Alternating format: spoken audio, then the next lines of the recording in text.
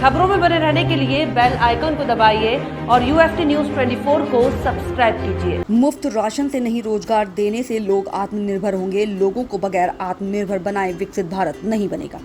बेकार युवा कोई राष्ट्र निर्माण नहीं कर सकते। ये बातें कांग्रेस पार्टी के प्रदेश प्रवक्ता अंशु अवस्थी ने पार्टी कार्यालय पर कही। वे पत्रकारों से बातचीत कर रहे थे। उन्होंने कहा, इंडिया गठबंधन की सरकार बनी तो राशन के साथ रोजगार भी गारंटी लागू होगी। इससे पहले अवस्थी सहित जिलाध्यक्ष ज्ञानेंद्र पांडे, ज्ञानपुर विधानसभा प्रत्याशी देवेंद्र कुमार श्रीवास्तव, बस्ती सदर विधायक महेंद्र नाथ यादव, इंडिया गठबंधन के प्रत्याशी रामप्रसाद चौधरी, मोहम्मद रफीक खां, नर्वदेश्वर शुक्ला, कौशल किशोर त्रिपाठी, गंगा प्रसाद मिश्रा, डॉक्टर शीला शर्मा, देवी प्रसाद पांडे, सुधीर यादव आदि ने इंडिया गठबंधन का घोषणा पत्र, न्याय पत्र जारी किया। अंशु अवस्थी ने आगे कहा कि देश भर में महिलाएं, किसानों को न्याय नहीं मिल रहा। 10 साल के कार्यकाल में भाजपा की अनेक गारंटियां फेल हो चुकी हैं। किसानों, महिलाओं, युवाओं को न्याय नहीं मिल रहा। राहुल गांधी को देश की जनता की जरूरतों को समझने और अधिकारों के लिए उन्हें जागरूक होकर संघर्ष हेतु प्रेरित करने के लिए न्याय यात्रा निकालनी पड़ी। न्याय पत्र देश के करोड़ों लोगों की आवाज है। इंडिया गठबंधन की सरकार बनी तो न्याय पत्र भी सभी गारंटियां बगैर किसी भेदभाव के लागू होंगी। अवस्थी ने कहा, केंद्र की भाजपा सरकार चुनिंदा उद्योगपतियों के लिए काम कर रही है। आम जनता को सिर्फ 5 किलो राशन मिला। देश में बेरोजगारी, भुखमरी कितने प्रतिशत है, सरकार ने इसका आंकड़ा जारी करना बंद कर दिया। हकीकत पूरा देश समझ रहा है। 30 लाख नौकरियां रिक्त हैं और युवा सड़कों पर लाठियां खा रहा है। जितनी परीक्षाएं हुई सभी के पेपर लीक हुए। न्याय मांगने पर युवाओं को सड़कों पर घसीटा गया। गठबंधन की सरकार बनी तो शेड्यूल जारी कर 100 दिनों के भीतर रोजगार उपलब्ध कराया जाए।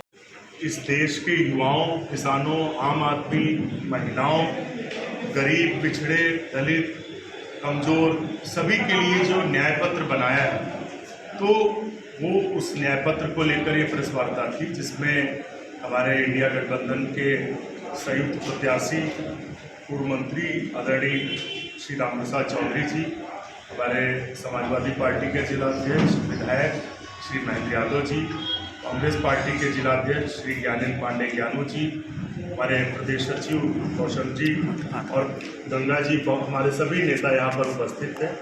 ये कांग्रेस पार्टी का जो न्याय पत्र है, हमारे इस न्याय पत्र को लोगों के बीच में जाकर उनकी राय लेकर बनाया गया है।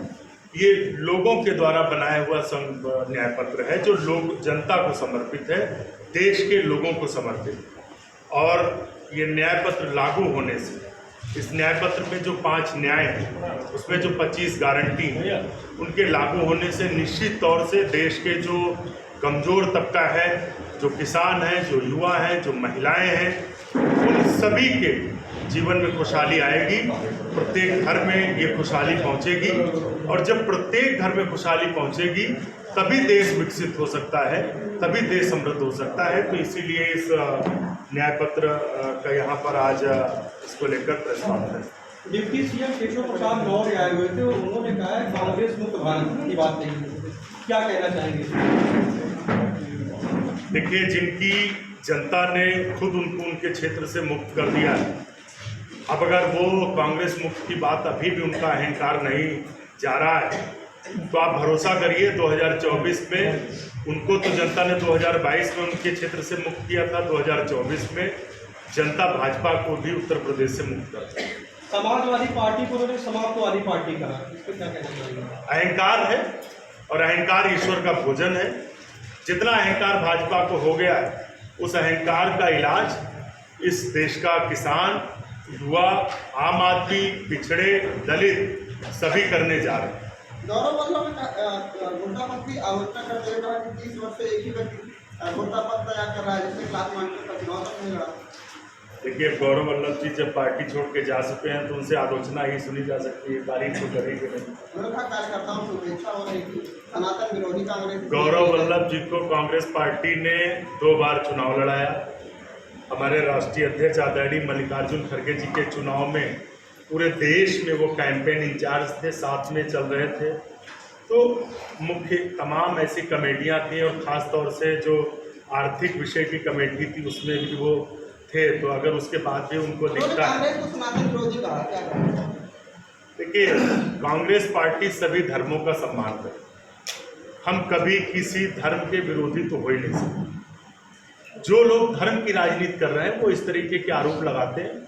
हम उम्मीद करते हैं कि कम से कम दल बदलें, लेकिन दिल न बदले। दिल उनका कांग्रेसी था, जो कांग्रेस की सोच है सबको साथ लेकर चलने की, सबका सम्मान करने की, उस दिल को बदलने से दिक्कत है, इसलिए वो दिल न बदले। अंशु जी, अपर्णा यादव ने कहा है कि अगर पार्टी मुझे प्रियंका के सामने खड़ा करेगी, प्रियंका गांधी के सामने, तो मैं चुनाव लड़ूंगी।